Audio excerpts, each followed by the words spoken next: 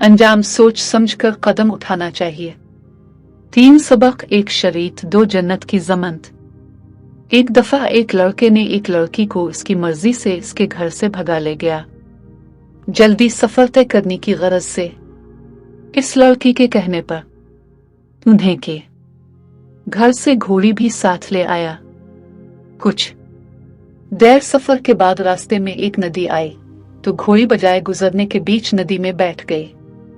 लड़के ने हैरानी से इस लड़की से पूछा कि ये पानी में क्यों बैठ गई, तो लड़की ने जवाब दिया कि इसकी माँ भी ऐसे ही पानी में बैठ जाया करती थी।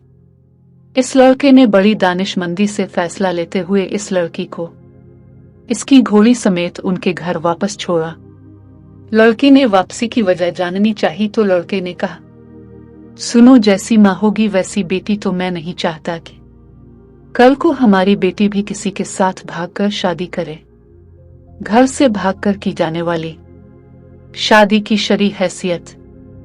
उम्मुल मोमिनीन आयशा रज़ी अल्लाह अन्हा कहती हैं कि रसूल अल्लाह अलैहि वसल्लम ने फरमाया, जो औरत अपने वली की इजाजत के बगैर निकाह करे, इसका निकाह बातिल है, इसका निकाह बातिल है, इसका निकाह बातिल है।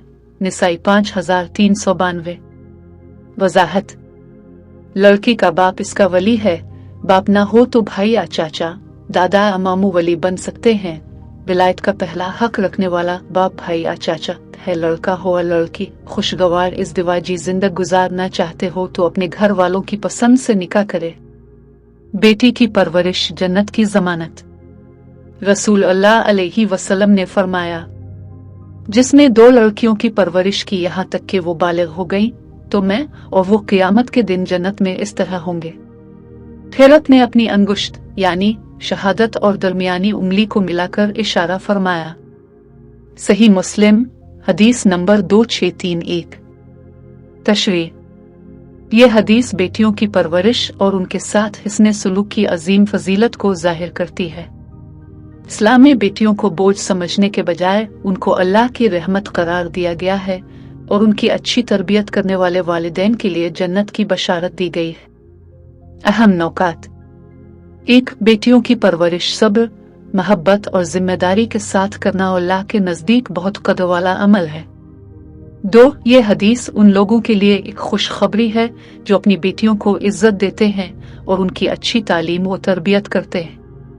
3. रसूल अल्लाह अलैहि वसल्लम का यह अमल हमें ख्वातीन के मकाम और इज्जत का दर्स देता है। अल्लाह हम सबको अपनी औलाद की बेहतरीन परवरिश करने की तौफीक अता फरमाए। आमीन।